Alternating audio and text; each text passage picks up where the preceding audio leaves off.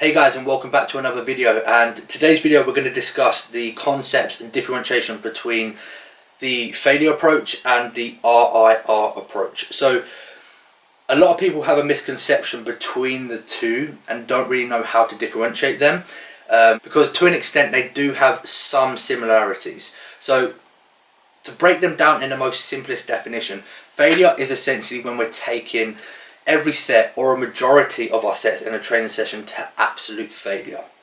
This potentially could lead to us using inertia to eke out that additional rep. It could lead to us compromising our technique and form to try and elicit that last extra rep. But that essentially is what failure is. The definition is trying to take every set or majority of our sets to absolute failure.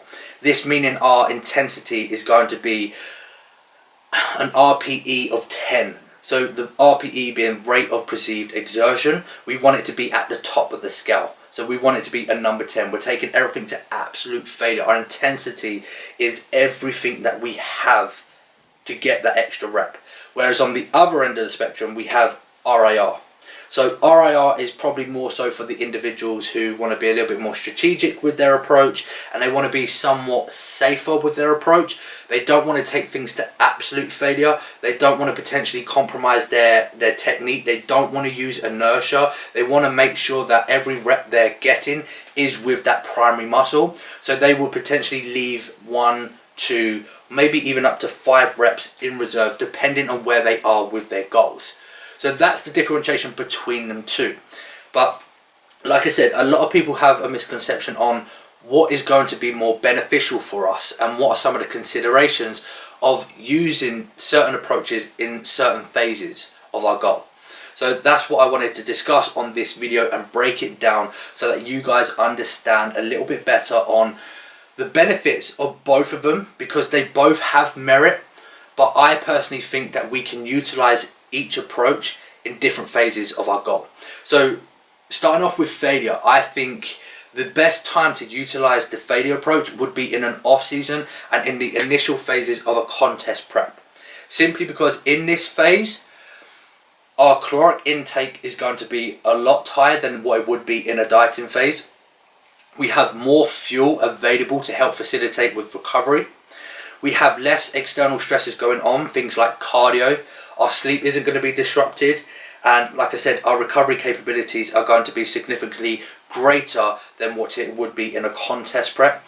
And also as well, our body fat percentages in an off season is going to be significantly higher. So that's going to help protect our joints during that failure approach. So we have more fat to support and protect our joints to help us actually achieve those failure repetitions and without compromising our joints. Another thing with the failure approach as well is taking every set or a majority of our sets to absolute failure in a training session is going to accumulate a large amount of local fatigue, systemic fatigue, and even neural fatigue. So when we're in that off season, we have the resources available to us to help with optimizing our recovery. So we can take those sets to failure because we have the food there. We have the ability to increase our food intake, or we're already consuming a large amount of calories within our diet that will help facilitate that recovery process. Whereas in a dieting phase, we're restricted with our caloric intake, so our recovery capabilities are going to be somewhat diminished. So using the failure approach that creates a large amount of neural fatigue and systemic fatigue, in my eyes, is not going to be beneficial during a contest prep. And also as well, in the initial phases of a contest prep, I would still deem the failure approach to be okay. Simply because in the initial phases, our initial calories are going to still be relatively high. So we still have the energy and the calories there to help facilitate with recovery. But as we get further down the line in our contest prep, when we're reaching like the halfway point, 8 weeks out, 6 weeks out, or thereabouts, obviously body fat percentage is getting lower. So we're exposing our joints to potentially risks of injuries and niggles, tears and whatnot. we have a restriction of caloric intake, so we don't have that fuel there to help facilitate with that recovery demand from all that mechanical tension from the failure approach and that higher level of intensity. And obviously other aspects are being compromised. Our sleep is being compromised, and we know that sleep is absolutely imperative to help with recovery. So if our sleep is being impaired, if we're accumulating a ton of cardio and we're in a large calorie deficit and we're trying to create, as much mechanical tension as possible with that failure approach, our body is not going to be able to keep up with those demands. That accumulation of all that systemic fatigue and neural fatigue will lead to regression in your training sessions and potentially lead into you overtraining. And when you're in a contest prep and you've reached a stage of overreached or overtrained, you're in shit street. You don't want to be experiencing that during a contest prep. So this is why I think in these moments it's pivotal to make adjustments to your training approach. So transitioning from the failure approach and taking everything or a majority of your sets to failure, to using the RIR scheme, leaving some reps in reserve. So this way you have the ability to go into a session, making sure your execution is on point and you're getting that internal stimulus, because in the contest prep phase we want to make sure that we're prioritizing that internal stimulus. We need to give our body a reason to keep that muscle there.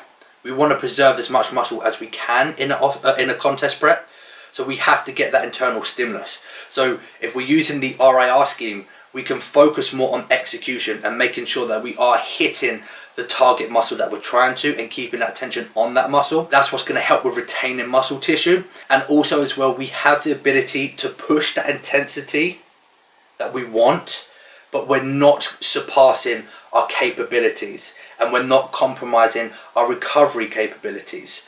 So we're taking those sets to failure, but we're just stopping a little bit shy from absolute failure. And that's going to prevent that systemic and neural fatigue, so then we can still recover efficiently in time for the next session. So each session that we go into, we can perform to the best of our abilities. We're preserving as much muscle tissue as we can throughout that contest prep.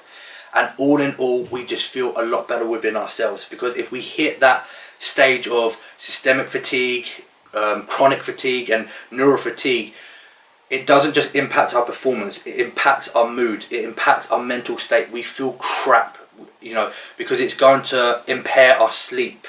So we're going to have a lack of quality sleep, and it's just everything's going to be compromised, and we're going to feel like absolute dog crap. So that's when I would say it's pivotal to make that transition, when you're towards the dog end of a contest prep or the halfway point. I would say if you want to be safe around halfway, that's when you want to start transitioning from the failure approach to the RIR approach. And I think that way you're going to get the full benefits of the RIR and you're not going to compromise your whole contest prep. So hopefully that explains a little bit better about the failure approach and the RIR approach, the differentiation between them two, that they both have their place, they both have merit, but when we can utilize them individually to the best of our abilities. So if this video did help you out, just give it a thumbs up for me. If you have any other questions in regards to this topic, if you feel like I've missed something out and you want me to elaborate on something else, drop some comments down below. If you want to give your input onto this subject, also drop your comments down below. And as always, I'll see you on the next video. Cheers guys.